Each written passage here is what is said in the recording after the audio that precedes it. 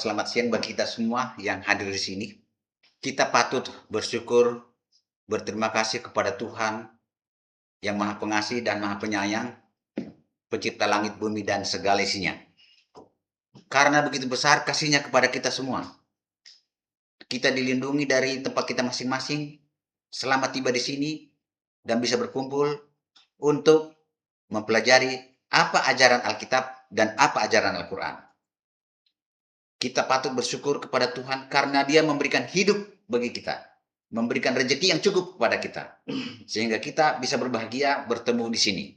Mudah-mudahan pertemuan kita ini menjadi berkah bagi kita semua dan menambah ilmu kita semua. Dan kita bisa nanti, tujuan kita karena beragama ini mempelajari kitab Al-Quran dan Alkitab, kita sama-sama ketemu di surga. Itulah tujuan kita.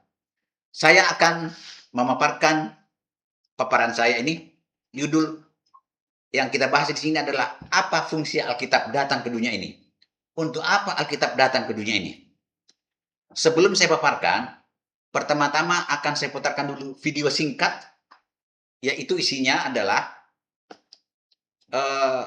tanggapan para ustadz-ustadz yang kita kenal terhadap Alkitab itu bagaimana. Terus yang kedua, saya akan bacakan terjemahan, bukan Al-Qurannya, terjemahan Al-Quran. Saya bacakan ayat-ayatnya, tidak saya tafsirkan dan tidak saya jelaskan, hanya membaca. Dari bacaan itu bisa kita ambil nanti apa tanggapan Al-Quran terhadap Alkitab kami. Bisa kita bandingkan nanti apa tanggapan para ustadz-ustadz terhadap Alkitab kami. Setelah itu saya akan paparkan apa fungsi Alkitab datang ke dunia ini. Ngapain Alkitab itu datang ke dunia ini? Untuk apa? Nah, sekarang akan saya mulai. Ustadz Denditan adalah seorang dosen di salah satu perguruan tinggi di Jakarta ini. Tapi saya tidak tahu di perguruan tinggi yang mana, karena beliau tidak pernah menginformasikan di perguruan tinggi mana beliau menjadi dosen. Saya alhamdulillah sudah setahun ini jadi dosen.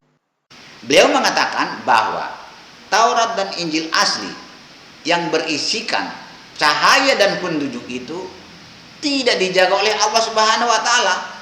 Maka Taurat dan Injil asli itu hilang sama sekali, dan teksnya pun tidak dapat ditemukan dimanapun.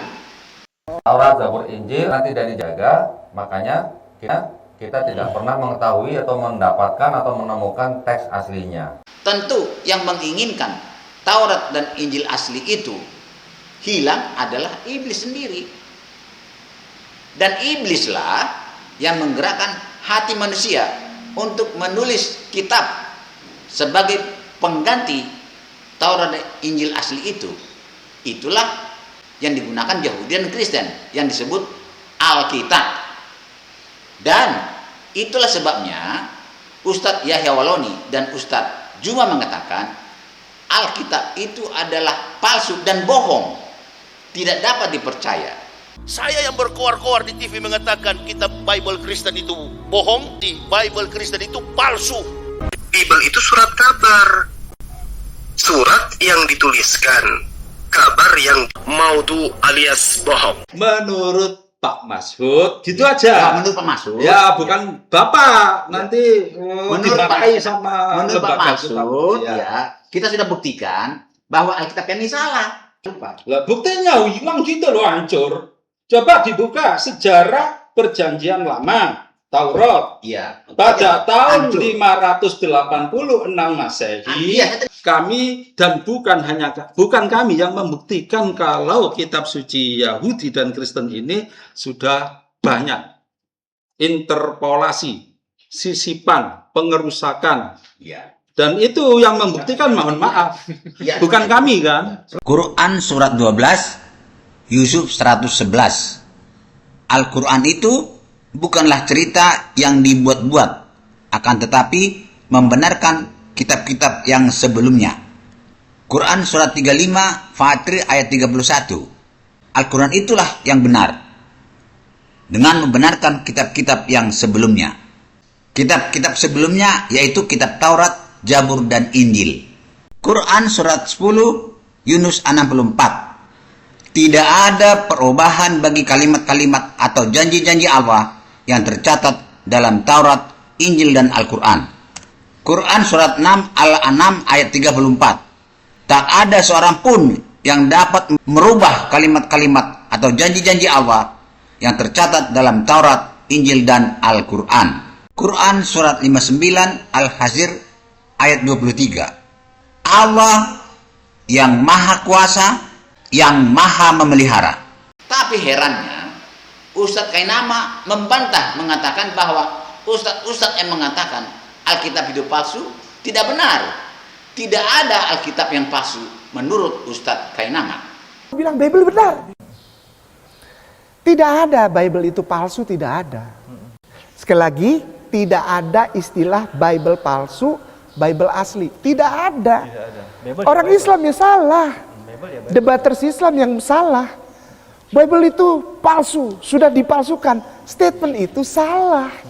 Dan pernyataan Ustadz Kainama ini didukung oleh Ustadz Ipung, mengatakan bahwa Alkitab itu adalah murni kebenaran dan itulah dia gunakan untuk menginjil. Malam ini kami datang untuk menginjili Anda semuanya, untuk mewartakan tentang Injil ini, kebenaran yang sejati, bahwa ini isinya kebenaran.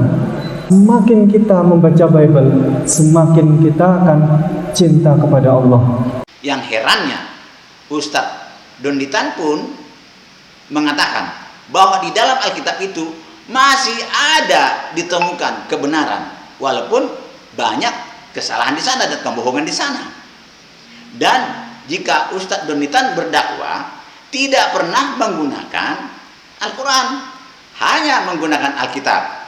Sahabat-sahabat, ada yang diperbolehkan menyimpan gulungan-gulungan kitab mereka, tetapi juga ada pesan dari Nabi, jangan kamu menerima 100% pesan di dalam gulungan mereka atau kitab mereka, tetapi jangan juga kamu menolak 100%. Karena apa? Karena bisa saja di dalamnya masih ada sisa-sisa kebenaran atau sisa-sisa firman Allah Subhanahu wa taala. Yang di dalam Bible masih ada sisa-sisa kebenaran atau sisa-sisa firman Tuhan, saya katakan itu adalah sisa firman Tuhan. Itulah video singkat yang bisa saya paparkan. Bagaimana pendapat atau komentar dari terjemahan Al-Quran, bukan Al-Qurannya, terjemahannya. Saya akan bacakan ayat-ayat Al-Quran, bukan ayatnya, tapi terjemahan ayat Al-Quran.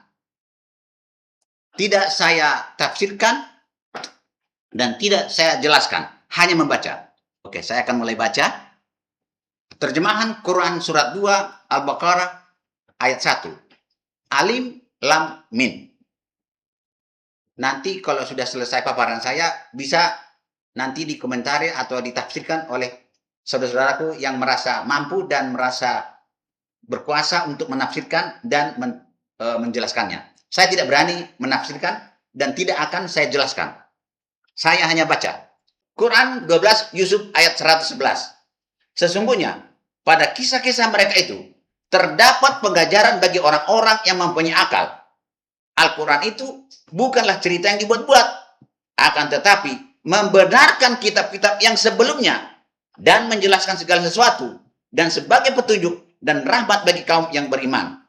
Al-Quran itu, saya ulangi, Al-Quran itu bukanlah cerita yang dibuat-buat, akan tetapi membenarkan kitab-kitab sebelumnya, membenarkan kitab-kitab yang sebelumnya dan menjelaskan segala sesuatu. Quran surah 2 Al-Baqarah ayat 41. Dan berimanlah kamu kepada apa yang telah aku turunkan, Al-Quran yang membenarkan apa yang ada padamu, yaitu Taurat. Sekali lagi saya baca, kurang jelas. Dan berimanlah kamu kepada apa yang telah aku turunkan, yaitu Al-Quran, yang membenarkan apa yang ada padamu, yaitu Taurat. Dan janganlah kamu menjadi orang yang pertama kafir kepadanya. Dan janganlah kamu menukarkan ayat-ayatku dengan harga yang rendah. Dan hanya kepadakulah kamu harus bertakwa. Quran surat 5 Al-Maidah ayat 46 terjemahannya. Dan kami iringkan jejak mereka, nabi-nabi Bani Israel, dengan Isa putra Maryam, membenarkan kitab yang sebelumnya, yaitu Taurat. Dan kami telah memberikan kepadanya kitab Injil sedang di dalamnya ada petunjuk dan cahaya yang menerangi dan membenarkan kitab yang sebelumnya, yaitu kitab Taurat, dan menjadi petunjuk serta pengajaran untuk orang-orang yang bertakwa. Dan kami telah memberikan kepadanya kitab Injil kepada Isa, sedang di dalamnya ada petunjuk dan cahaya yang menerangi dan membenarkan kitab yang sebelumnya, yaitu kitab Taurat, dan menjadi petunjuk serta pengajaran untuk orang-orang yang bertakwa. Bukan untuk orang Yahudi, bukan untuk orang Israel, tapi untuk orang-orang yang bertakwa. Quran surah 3 Ali Imran ayat 3. Dia menurunkan Alkitab, Al-Quran kepadamu dengan sebenarnya, membenarkan kitab yang telah diturunkan sebelumnya, dan menurunkan Taurat dan Injil. Quran surah 35 Fatri ayat 31. Dan apa yang telah kami wahyukan kepadamu, yaitu Alkitab, Al-Quran itulah yang benar, dengan membenarkan kitab-kitab yang sebelumnya. Sesungguhnya Allah benar-benar maha mengetahui lagi maha melihat keadaan hamba-hambanya. Al-Quran itulah yang benar. Bukan yang tadi ya mengatakan macam-macam itu. Dengan membenarkan kitab-kitab yang sebelumnya. Jadi Al-Quran itu membenarkan kitab-kitab sebelumnya. Bukan hilang, bukan bohong, bukan palsu. Menurut Al-Quran. Quran surah 6 Al-An'am ayat 91. Dan mereka tidak menghormati Allah dengan penghormatan yang semestinya.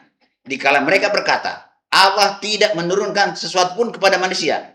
Katakanlah, siapakah yang menurunkan kitab Taurat yang dibawa oleh Musa sebagai cahaya dan petunjuk bagi manusia? Kamu jadikan kitab itu lembaran-lembaran kertas yang bercerai-berai. Kamu perlihatkan sebahagiannya, dan kamu sembunyikan sebahagian besarnya. Padahal telah diajarkan kepadamu apa yang kamu dan bapak-bapak kamu tidak mengetahuinya. Katakanlah, Allah lah yang menurunkannya. Kemudian sesudah kamu menyampaikan Al-Quran kepada mereka, biarkanlah mereka bermain-main dalam kesesatannya. Saya ulangi yang merah. Taurat yang dibawa oleh Musa sebagai cahaya dan petunjuk bagi manusia. Sekali lagi, Taurat yang dibawa oleh Musa itu sebagai cahaya dan petunjuk bagi manusia. Bukan untuk orang Israel. Bukan untuk orang Yahudi. Quran surah 5 Al-Maidah ayat 44. Sesungguhnya kami telah menurunkan kitab Taurat, di dalamnya ada petunjuk dan cahaya yang menerangi. Yang dengan kitab itu diputuskan perkara orang-orang Yahudi oleh nabi-nabi yang menyerah diri kepada Allah, oleh orang-orang alim mereka dan pendeta-pendeta mereka, disebabkan mereka diperintahkan memelihara kitab Allah. Orang Yahudi, pendeta-pendetanya disuruh memelihara kitab-kitab Allah, yaitu Taurat dan Injil itu. Itu bukan kitab Yahudi, bukan kitab Israel. Ternyata menurut Al-Quran ini terjemahannya, Taurat dan Injil itu adalah kitab Allah. Dan mereka menjadi saksi terhadapnya. Karena itu janganlah kamu takut kepada manusia, tapi takutlah kepadaku. Dan janganlah kamu menukar ayat-ayatku dengan harga yang sedikit. Barang siapa yang tidak memutuskan menurut apa yang diturunkan Allah, maka mereka itu adalah orang-orang yang kafir. Ayat 46. Dan kami iringkan jejak mereka, nabi-nabi Bani Israel, dengan Isa putra Maryam, membenarkan kitab sebelumnya, yaitu Taurat. Dan kami telah memberikan kepadanya kitab Injil, sedang di dalamnya ada petunjuk dan cahaya yang menerangi dan membenarkan kitab yang sebelumnya, yaitu kitab Taurat, dan menjadi petunjuk serta pengajaran untuk orang-orang yang bertakwa.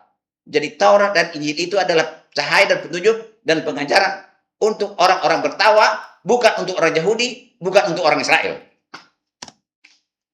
Quran surah 2 Al-Baqarah ayat 101.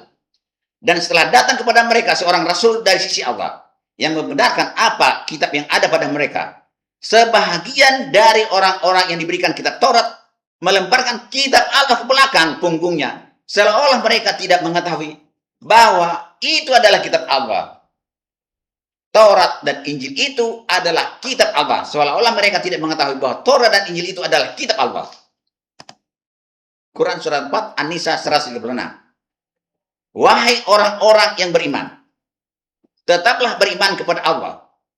Sekali lagi, wahai orang-orang yang beriman, pelan-pelan saya baca, tetaplah beriman kepada Allah dan Rasulnya, dan kepada kitab yang Allah turunkan kepada Rasulnya, serta kitab yang Allah turunkan sebelumnya. Beriman kepada Allah, kepada Rasulnya, kepada kitab-kitab sebelumnya. Barang siapa yang kafir kepada Allah, malaikat-malaikatnya, kitab-kitabnya, rasul-rasulnya, dan hari kemudian, maka sesungguhnya orang itu telah sesat sejauh-jauhnya. Sebagai bukti bahwa kita beriman kepada Taurat, Zabur, Injil, dan Al-Quran adalah kita melaksanakan segala perintah yang tercatat dalam kitab-kitab tersebut. Tercatat dalam Detik Hikmah, ada 6 rukun iman. Jakarta, memahami dan meyakini rukun iman bukan hanya soal menghafal urutannya, tetapi juga meresapi dalam hati, mengucapkannya dengan lisan, dan membuktikannya melalui perbuatan. Rukun iman menjadi panduan bagi seorang hamba dalam menjalani kehidupan di dunia sekaligus persiapan menuju akhirat. 6 rukun iman itu adalah iman kepada Allah, iman kepada malaikat, iman kepada kitab-kitab para nabi, yaitu Taurat, Zabur, Injil, dan Al-Quran, iman kepada nabi dan rasul, iman kepada hari kiamat, dan iman kepada qadar dan qadar. Yakobus 2 ayat 26. Percaya atau beriman tanpa perbuatan adalah mati. Yakobus 2 ayat 17. Jika iman itu tidak disertai perbuatan, maka iman itu pada hakikatnya adalah mati.